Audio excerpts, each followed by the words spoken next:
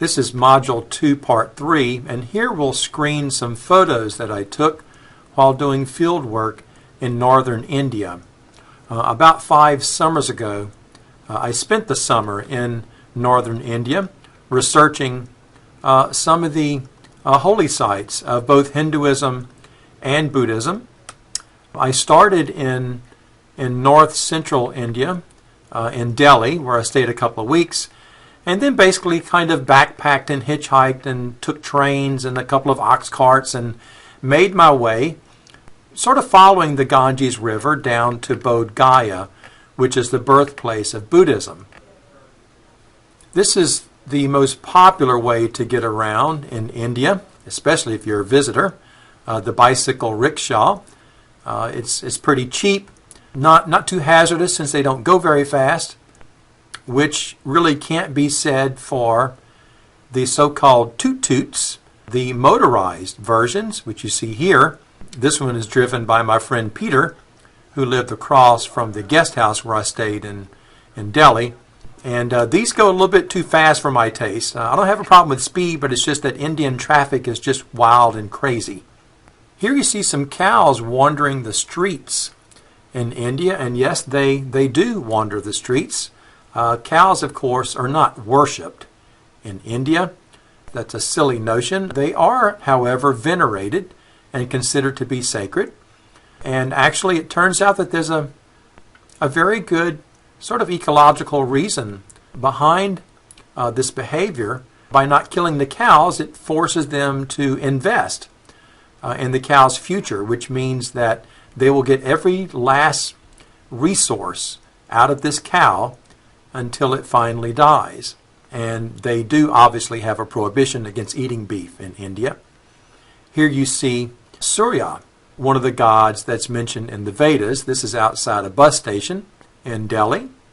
This is a temple, a Shiva temple in downtown Delhi. You can tell it's a Shiva temple by the trident. If you look at the very top, that gold trident is a symbol for Shiva. Here's another cow wandering around in the streets. The cows do snarl traffic and really cause problems, but of course you can't beat them and you can't mistreat them. But actually people do curse them quite enthusiastically because they really do cause a problem. I took a trip down the Ganges, and here I am. It's about 5:30 in the morning, and these are the little boats that the tourists take. Here I am in one of the boats looking back at the banks of the Ganges, and you can see they built these concrete ghats, G-H-A-T, that will take you right down to the river's edge. Here people are gathering. It's a little bit later. I guess it's about 7 o'clock or so. People are gathering to do all kinds of things. Some people are there performing religious rituals, praying, meditating. Of course, the kids are there just enjoying themselves like it's a day at the beach. Anyway, so you can see all the activity there early in the morning beside the river. You can see here the results of a cremation that was done the day before. Some of the embers are still smoldering. You can see the smoke, and of course you can see the wood piled up there for the day's cremations. One of the goals of any Hindu is to be cremated on the banks of the Ganges and have their remains strewn in the river. This is a Shaivite holy man who is adorned in the manner of a person who is a follower of Shiva, and he was kind enough to sit for a photo with his family one morning.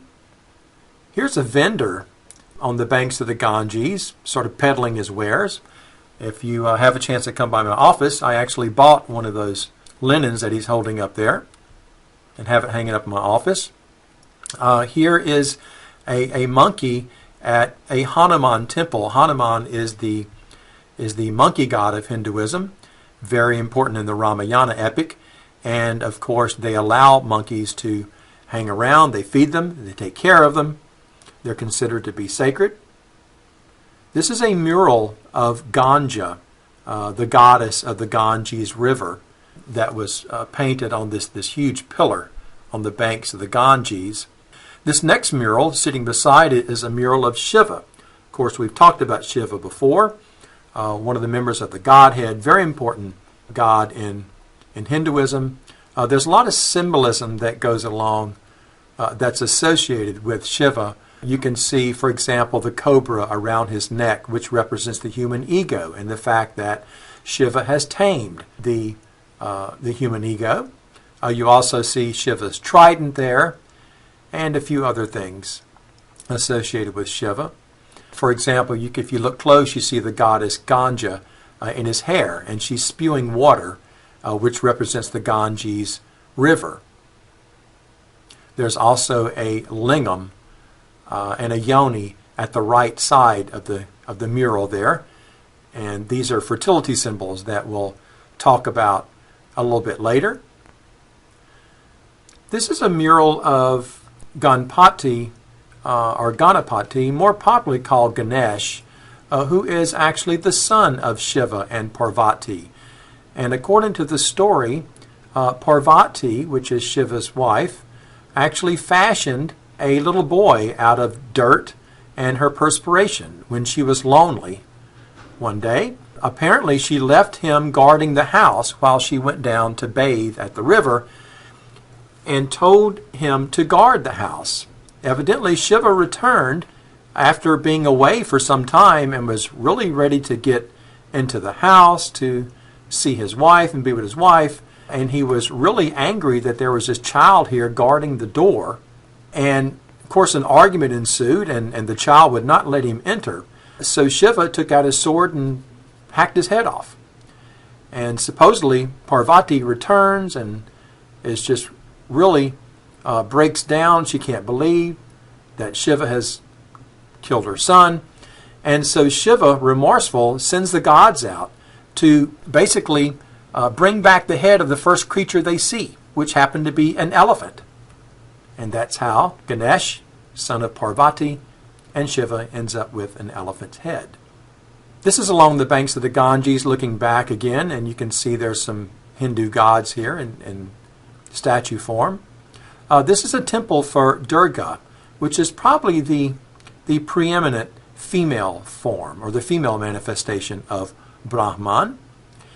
And you buy these little offering flowers at the door, and then you walk inside and offer them at this statue at an altar built for Durga.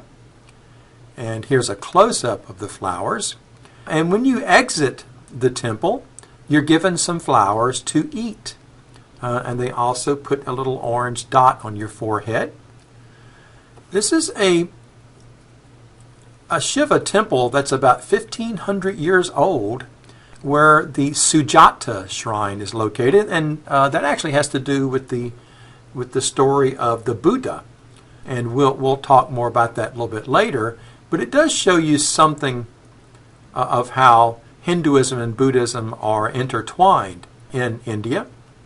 This is inside the temple, and there was a nice lingam, and you can see that it represents essentially an erect penis. It's a fertility symbol that's placed inside a symbol that's supposed to represent the female vulva.